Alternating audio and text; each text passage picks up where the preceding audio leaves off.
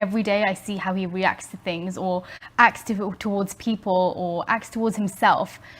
He's so loving towards himself, and not in a egotistical way, but just in a way that, okay, we make mistakes, like things happen, but get back to it and just keep moving forward. And for me, I was always a wallower. Like every time something goes wrong, I'm kind of like, oh man, I could have done this, or I could have done this, or I wish I had. Always very like self-critical. And I find that he's not critical towards others or himself. And I think that makes such a difference, because as soon as you end up criticizing yourself more, you actually end up just building a critical mindset. And so then I'm critical to you and you and you and everybody. You end up being critical to everything about your body image, about your personality. And so just seeing that not critical nature, that nature of just being accepting of everybody and everything, ends up making you love yourself so much more, because your mindset just completely changes. It's too painful.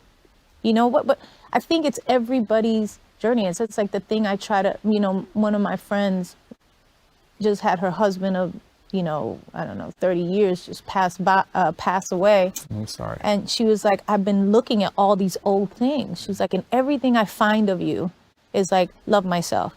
You got to love yourself. You got to love, like I was on that journey of trying to figure out what it was to love yourself. Yeah.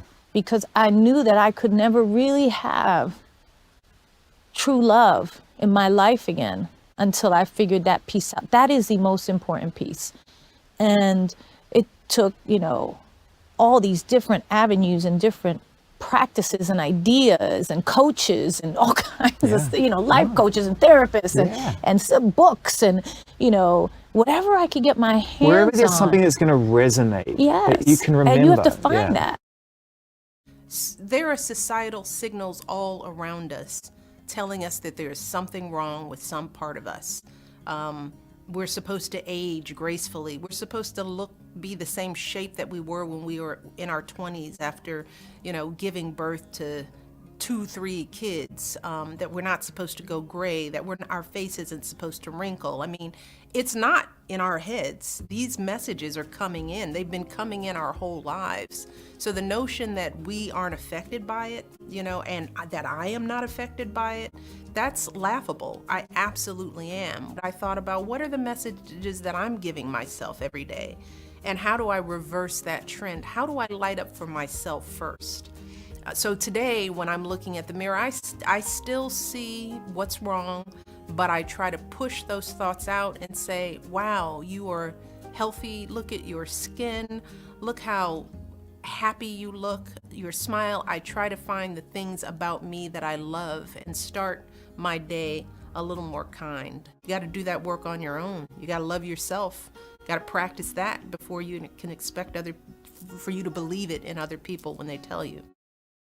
Other people's judgments do not impact how you see or judge yourself.